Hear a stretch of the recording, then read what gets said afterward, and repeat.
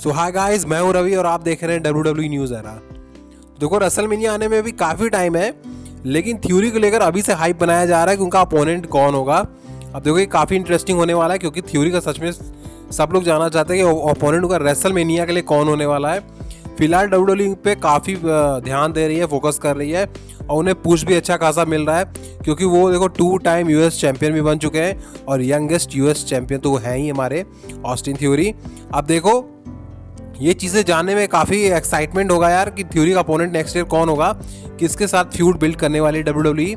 अब देखो, ज़ेरो न्यूज़ की तरफ से एक रिपोर्ट निकल के आई है, मैं आपको स्क्रीनशॉट दिखा रहा हूँ। उसमें लिखा हुआ है, wait a moment, theory versus unannounced opponent for mania. यानी रेसलमेनिया के लिए अनअनाउंस्ड अभी अपोनेंट है। अब कौन होगा, ये तो चीज़ें देखो हो सकता है हमें नेक्स्ट ईयर क्लियर हो जाएगा, यानी 2023 में। अब कुछ ही दिन बचे हैं 2022 के, तो देखो 2023 में सारी चीज़ें क्लियर हो जाएगी ऑस्टिन थ्योरी को लेकर कि ऑस्टिन थ्योरी का अपोनेंट कौन होगा।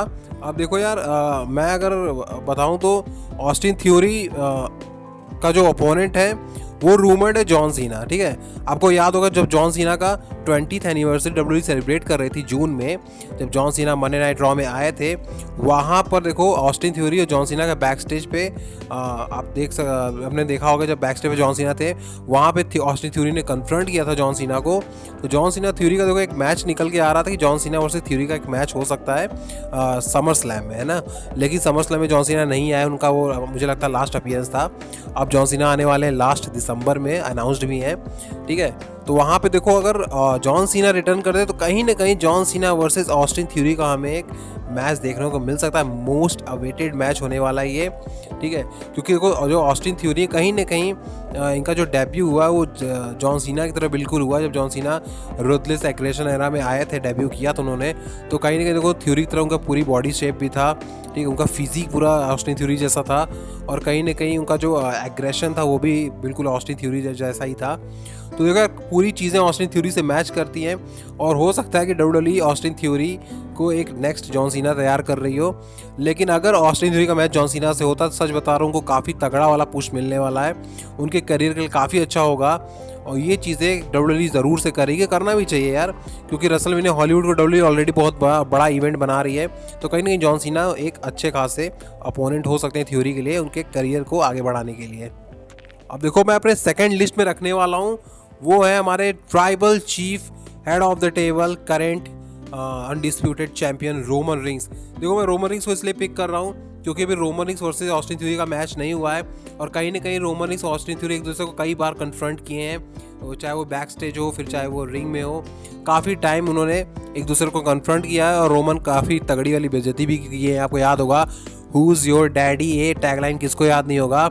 जब विंस मैकमैन चले गए थे, आपको पता होगा, रिज़ाइन कर दिया था उन्होंने, तब यहाँ पे क्या हुआ था कि ऑस्टिन थ्योरी, आपको याद होगा ऑस्टिन थ्योरी को काफ़ी तगड़ा वाला पुश भी मिल रहा था और विंस मैकमैन के साथ। लेकिन जब से वो चले गए तो फिर रोमन रिंग्स ने उनका काफ़ी तगड़ा वाला मजाक उड़ाया था, हु इज़ योर डैडी, और ऑडियंस भी काफ़ी चैंट किया था इस पर।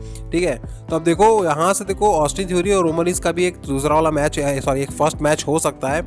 लेकिन अभी देखो कोई उम्मीद नहीं है कि यह मैच क्रिएट हो जाए, क्योंकि देखो ऑस्टिन थ्योरी जब ब्रीफ केस थे उनके पास थी, वो जब money in the bank winner थे, तो कहीं ना कहीं देखो ये हो रहा था कि नेक्स्ट ईयर रेसलमेनिया में जो रॉक वर्सेस रोमन का मैच चल रहा होगा, तो वहाँ पे क्या करेंगे, एंट्री कर देंगे और ये मैच हो जाएगा ट्रिपल थ्रेट मैच। आपको याद होगा जिस तरह से रॉलिंस ने इंटरफेयर किया था रेसलमेनिया 31 में Brock Lesnar versus Roman rings के मैच के बीच में, उस तरह से कुछ सीनरियो रिपीट कर सकती थी WWE।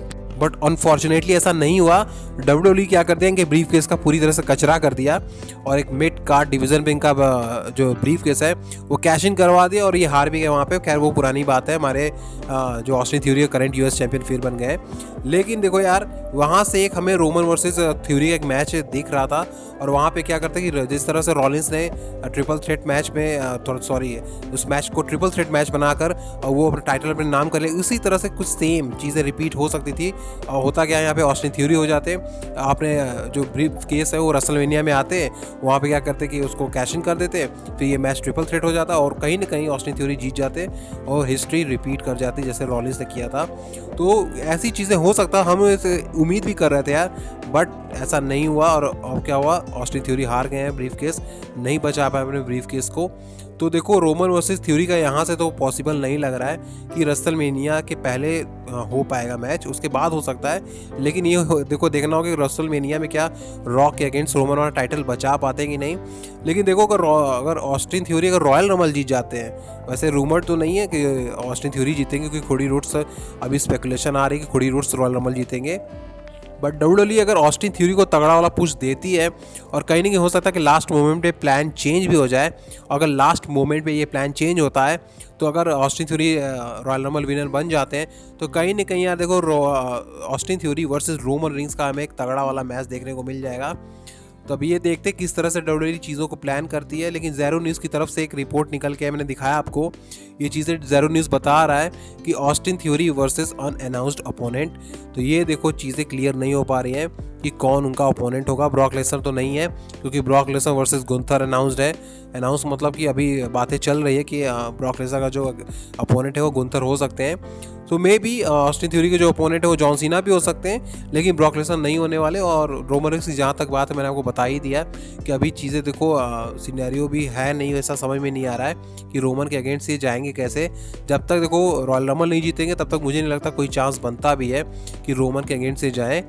तो देखो यार कमेंट करके बता सकते हो कि आप ऑस्टिन थ्योरी का अपोनेंट किसे पिक कर रहे हो, रोमन रिंग्स या फिर जॉन सीना, या अपना खुद का भी ओपिनियन दे सकते हो कमेंट सेक्शन में। तो आज की लेट नाइट अपडेट यहीं तक थी। वीडियो अच्छी लगी तो फटाफट से लाइक कर दो, सब्सक्राइब कर दो चैनल को यार। अभी देखो 200 सब्सक्राइबर नहीं रीच किया है तो फटाफट से कर दो यार, बटन ही तो दबाना है, आपको सब्सक्राइब हो जाएगा। फटाफट से सब्सक्राइब कर दो, बेल आइकन को प्रेस कर देना ताकि आपको फर्दर अपडेट्स मिलती रहे। फिर मैं आपसे मिलता हूँ अगली वीडियो में, तब तक के लिए bye bye and good night.